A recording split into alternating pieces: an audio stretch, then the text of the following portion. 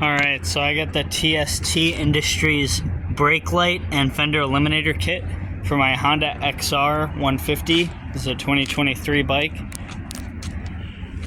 You do have to trim this, which, definitely figure that out before you buy it and are watching the 30-minute tutorial. It took me a lot longer than 45 minutes to an hour. It does say you have to replace the front there's a harness they have.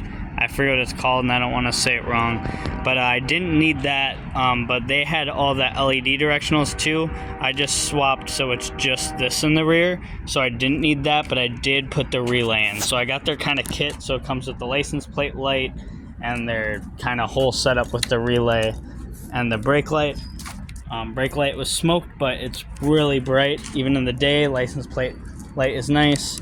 Let's turn on that directional. There's the right one.